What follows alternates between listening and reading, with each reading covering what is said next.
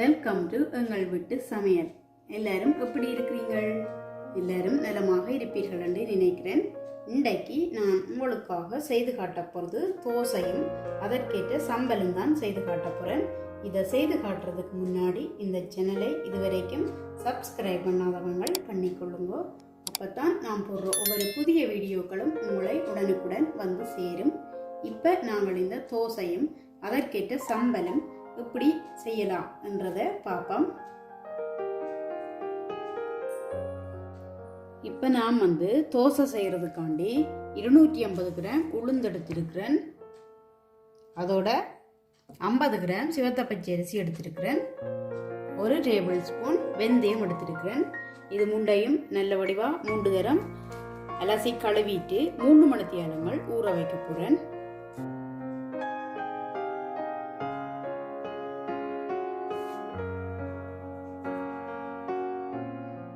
இப்போ உளுந்து வெந்தயம் அரிசி இது முண்டையும் நான் 3 மணித்தியாலங்கள் ஊற வச்சு எடுத்து வச்சிருக்கிறேன்.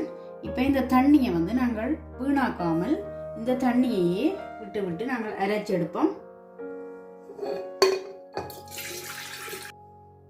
இப்போ நான் தோசை கரைக்கிறதுக்காண்டி 1 டீஸ்பூன் மிளகு எடுத்திருக்கிறேன். 2 டீஸ்பூன் சின்ன சீரகம் எடுத்திருக்கிறேன். 50 கிராம் தேங்காய் துருவல் எடுத்திருக்கிறேன். இதோட இந்த ஊற வச்ச உளுந்து கலவையும் கொஞ்சம் கொஞ்சமா சேர்த்து நல்ல மையா அரைச்செடுப்போம். இந்த தண்ணியையே கொஞ்சம் கொஞ்சமா விட்டு அரைச்செடுப்போம்.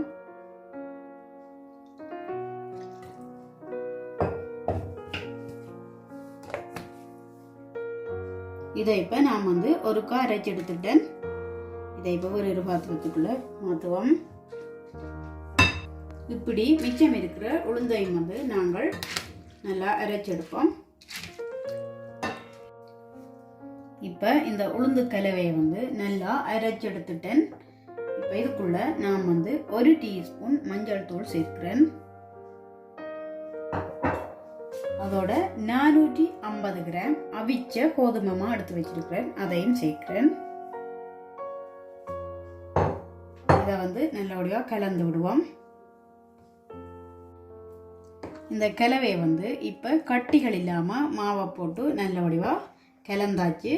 இதை இப்போ நாங்கள் புளிக்க வைப்போம். இதுக்கு மூடி போட்டு இல்லாட்டிக்கு அலுமினியம் ஃபோயிலால மூடி புளிக்க வைப்போம். நான் தோசை மாவை 12 மணித்தியாலங்களாக புளிக்க வச்சேன். இப்போ இதை நாங்கள் பார்ப்போம். நல்லபடியாக புளிச்சு வந்துடுது. நீங்கள் தோசையை புளிக்க வைக்கும்போது ஒரு ஆழமான பாத்திரமாக எடுத்து புளிக்க வைங்க. அப்போ தான் அதை மேலே பொங்கி ஊற்றாது. பார்த்தீங்கன்னா தெரியும் நல்லா புளிச்சிட்டுது.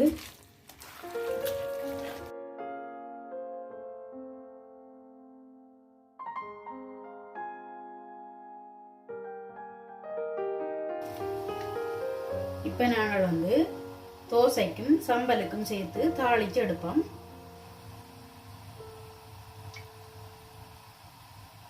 நான் 3 டேபிள் ஸ்பூன் சமையல் எண்ணெய் சேர்த்துருக்கிறேன். இது சூடாகட்டும். இப்போ இதுக்குள்ள நான் 1/2 டீஸ்பூன் கடுகு சேர்க்கிறேன். கடுகு வடிக்கட்டும். இப்போ இதுக்குள்ள 1 டீஸ்பூன் பெருஞ்சீரகம் சேர்க்கிறேன். அதோட ஒரு பத்து கருவேப்பிலையும் எடுத்து சின்ன வெட்டி வச்சிருக்கேன். அதையும் சேர்க்கிறேன்.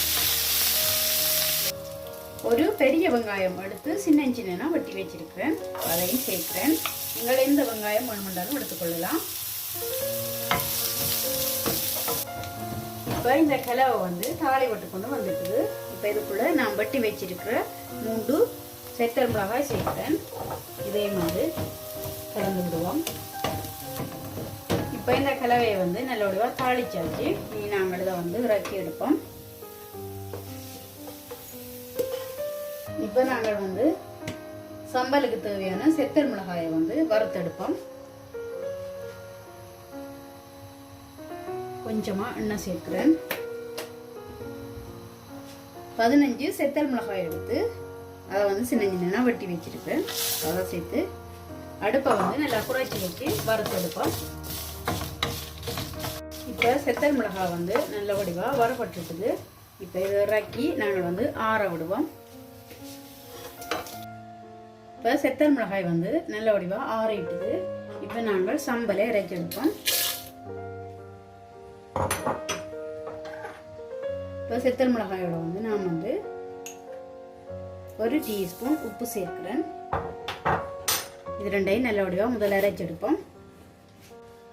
செத்தல் மிளகாயையும் உப்பையும் வந்து அரைச்சிட்டேன். இப்போ இதுக்குள்ள 6 சின்ன வெங்காயம் எடுத்து வச்சிருக்கிறேன். அதை சேர்க்கிறேன். அதோட 250 கிராம் தேங்காய் துருவல் எடுத்து வச்சிருக்கிறேன். இப்போ அதையும் இதுக்குள்ளேயே சேர்க்கிறேன். அதோட 1/2 கப் தண்ணி சேர்க்கிறேன். இப்போ இதை வந்து நல்லா அடிச்செடுப்போம். இப்போ சம்பலை வந்து அரைச்சி எடுத்தாச்சு. இப்போ இறக்குவோம். தோசைக்கு வந்து எப்போவுமே தண்ணி சம்பல்லாம் நல்லா இருக்கும். இதுக்குள்ள ஒட்டி இருக்கிற மிச்ச சம்பலையும் வந்து கழுவி எடுங்கோ. இதுக்கு நான் வந்து ஒரு சின்ன எலுமிச்சம்பழமளவு புளி எடுத்து கரைச்சி வச்சிருக்கிறேன். இப்போ அதையும் வந்து இதுக்குள்ளேயே சேர்க்கிறேன். இதோட தாளித்து வச்சிருக்கிற கலவையையும் வந்து இதுக்குள்ளேயே சேர்க்கிறேன். கொஞ்சம் வச்சிருக்கிறேன். அதை வந்து தோசை மாவுக்குள்ள போட்டு சேர்க்கிறதுக்காண்டி இதை வந்து நல்லபடியாக கலந்து விடுவோம். இப்போ பார்த்தீங்களேன்னு சொல்லி சொன்னால் எங்களோட தண்ணித்தன்மையான சம்பல் வந்து நல்லபடியாக தயாராகிட்டு தாளித்த மிச்ச கலவையை வந்து எடுத்து வச்சிருக்கிறேன். இப்போ அதுக்குள்ள எனக்கு தேவையான அளவு தோசை மாவு வந்து எடுக்க போகிறேன். மிச்ச மாவை நாங்கள் வந்து ஃப்ரிட்ஜில் வச்சுட்டு நாளைக்கு வந்து வச்சு சாப்பிடலாம். இப்போ இந்த மாக்கலவைக்கு தேவையான அளவு உப்பு சேர்ப்போம். ஏன்னா நேற்று வந்து அரைக்கும் போது உப்பு சேர்க்கையில் இப்போ சேர்க்கிறேன். நான் வந்து ஒரு 3/4 டீஸ்பூன் அந்த அளவில் சேர்த்துருக்கிறேன். இதை வந்து கலந்து விடுவோம். இந்த மாக்கலவை வந்து கொஞ்சம் கட்டித்தன்மையாக இருக்கிறபடியா நான் வந்து கொஞ்சம் தண்ணி சேர்க்கிறேன். ஆக தண்ணித்தன்மையும் இல்லாமல் ஆக கட்டித்தன்மையும் இல்லாமல் கலந்தெடுப்போம். இப்போ நாங்கள் வந்து நார்மல் தோசையை வந்து முதலாவதாக சுட்டெடுப்போம்.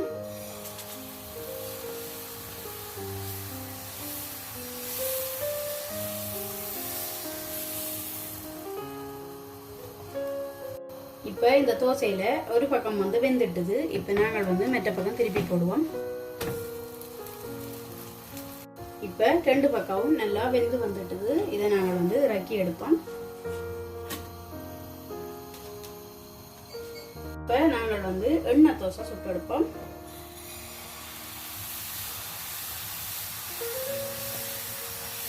உங்களுக்கு வந்து நல்ல முறுமுறுப்பாக வேணுமெண்டா மெல்லிசா தோசை சுட்டு எண்ணெய் விட்டீங்கன்னு சொல்லி சொன்னால் நல்ல முறுமுறுப்பாக இருக்கும். நான் வந்து நல்லெண்ணெய் எடுத்துருக்கிறேன். நீங்கள் வந்து நெய் வேணுமெண்டாலும் விட்டுக்கொள்ளலாம். நான் இதுக்கு மேலே விடுறேன்.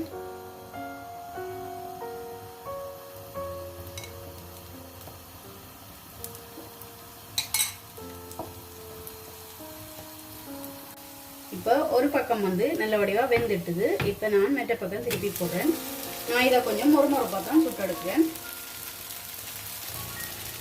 இப்போ எண்ணெய் தோசையும் வந்து 2 பக்கமும் நல்லா வெந்து வந்துட்டுது. இப்போ இதையும் நாங்கள் எடுப்போம். இப்போ நான் வந்து முட்டை தோசை வந்து சுட்டு எடுக்க போகிறேன். அதுக்கு நான் வந்து மெல்லிசா தான் இதை வந்து சுற்றி எடுக்க போகிறேன்.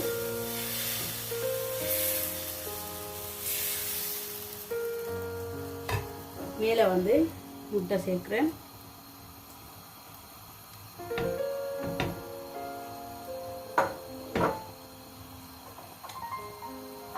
இப்போ இந்த முட்டைக்கு தேவையான அளவு உப்பு வந்து மெல்லிசா தூவி விடுவோம்.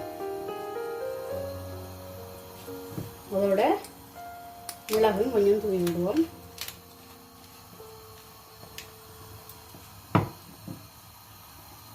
இப்போ எண்ணெய் சேர்க்கிறேன்.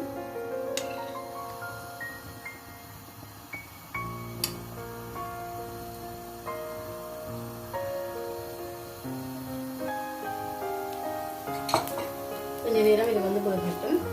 இப்போ ஒரு பக்கம் வெந்துட்டுது. இதை நாங்கள் வந்து மற்ற பக்கம் திருப்பி விடுவோம்.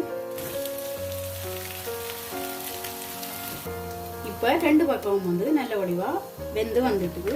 இப்போ இதை நாங்கள் வந்து இறக்கி எடுப்போம்.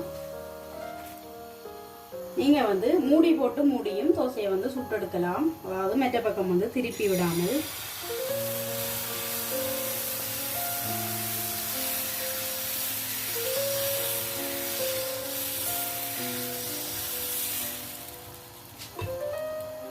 இப்போ நான் வந்து இதை மூடி விட போகிறேன். இப்போ இந்த மூடியை வந்து திறந்து பார்ப்போம். இந்த தோசையை வந்து திருப்பி போடுறதில்ல, இப்படியே தான் எடுக்கிறது.